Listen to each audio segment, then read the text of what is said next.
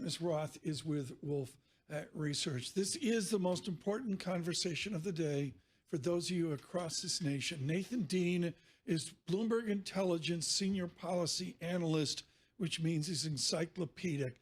Nathan, I read every word of the Washington Post sources say article this morning on this gathering of the military.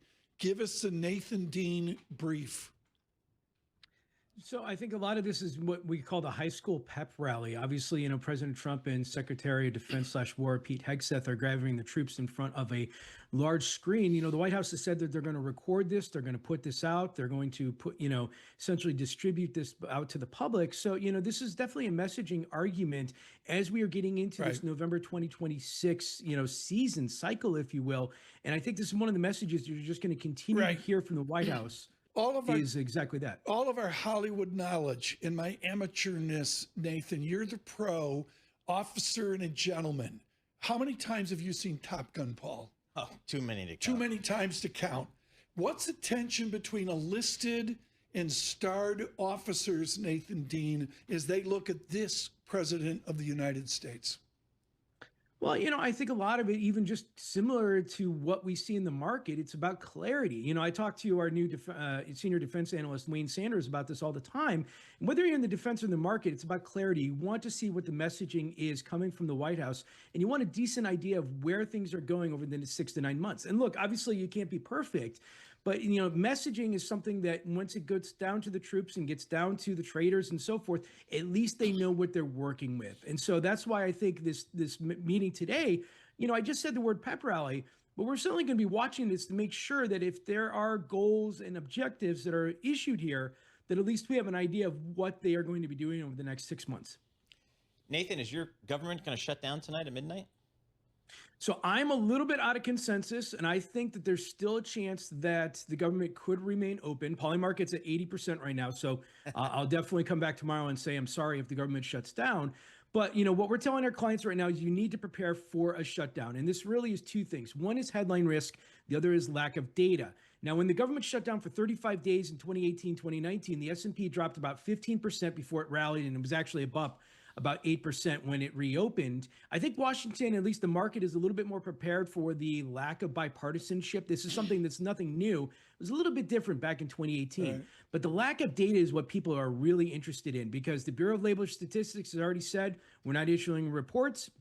There's a lot of folks out in Chicago that rely on USDA and CFTC ag reports. That's not going to be there. So that's most likely going to be your two short-term impacts. Nathan Dean with us. We continue with Mr. Dean from our Washington News Bureau. I really can't say enough about his expertise on the workings, the interstitial action within the Beltway of Washington. Tom Kenyon, Paul Sweeney, across the nation and worldwide, thank you for being with us on YouTube. Thank you on all of our different audio efforts. At Quantico, the admirals and generals are assembled, a uniform field of pretty much the green of the American military uniform. There is a flag out of the movie Patton in the background behind the lectern with, I'm going to say, Paul, 19 or 20 flags. Yep. Nathan Dean is the only one who can tell from this distance what each flag means. Exactly. Nathan, I know down in D.C., the folks are probably trying to think about if there is a shutdown, how does it play politically for each party? Does one party maybe more at risk than the other? Yeah, so shutdowns only occur when both parties believe that they're going to be politically advantageous by that. And that's what I'm going to be looking for the Democrats tonight on, because the Democrats really have two goals in this. One is to be seen fighting President Trump, and the second is to try and extend ACA subsidies from Obamacare that expire at the end of this year. Now, the Republican goal at this point is they think they have the moral high ground. The House has already passed a 7-week continuing resolution.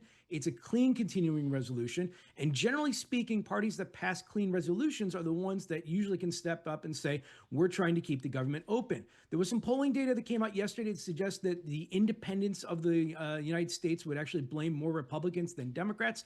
I think that situation can change. So if there is a shutdown, I think what happens here is the Democrats come back and they say, okay, we've achieved one of our two goals. We've achieved the goal that we've been seen fighting President Trump, placating to progressives that want to do this.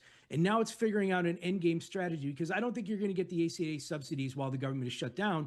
That's why in the note that I put out this morning, I think that you could potentially see a reopening of the government by this weekend at the earliest, because that's important from the long-term impact of this. Because if this shutdown goes longer, Henrietta Trey's on this program has said this many times, and I'm going to steal this, is that there are 750,000 government workers that aren't going to get paid probably by the middle of October, and there's an economic impact of that as well. Nathan, is the election of November 2026 already started?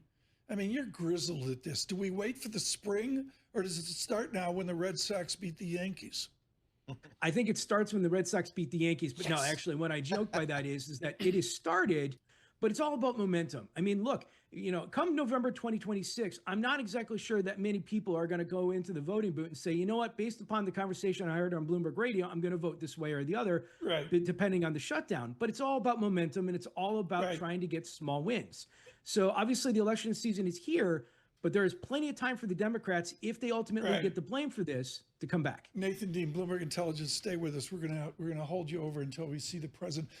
I like it. Nathan Dean opening up for the president of the United States. Sure, it works. In the zeitgeist, Nathan, the gentleman from Illinois in Tokyo, Emmanuel of the Democratic side, he's in the news. Does Rahm want to go left progressive, or does he want to, dig the trenches and try to discover a centrist Democrat party? So full disclosure, I'm a Chicagoan by birth. So obviously I know Mayor Emanuel fairly well. But I'll say here is that, when he was running for mayor, or when he was mayor of Chicago, he had an issue with the progressive side of the Chicago Democratic Party. So I think initially what you're going to see him right now is come out and be more moderate, but he's always going to have the back of his mind that he's going to need that progressive support if he has any chance of running for president. And this was, honestly, I think this is good politics for him at the moment, because there is no leadership right now, I would argue, amongst the Democratic Party. Is it the governors? Is it the Washingtonians? We just don't know. And so certainly he can go out there and try and see what happens. Paul, have you ever seen a more disciplined, still audience than what we've observed for an hour and 15 minutes? I know. I guess the generals and admirals, they know how to follow orders. Still, there's no fidgeting. Although I have to admit, I see a lot of bald heads in this shot. Well, they're older. Watch yourself, wise guy. Gonna have the whole Army and Navy coming after me. Bar, do you see what I put up with, Mike? Oh my! Can we take, Nathan Dean? We're going to let you go so you can get back to reporting on this as we await the president. Nathan Dean, wonderful leadership at Bloomberg Intelligence on the polity of Washington. Sweeney saved me today, folks.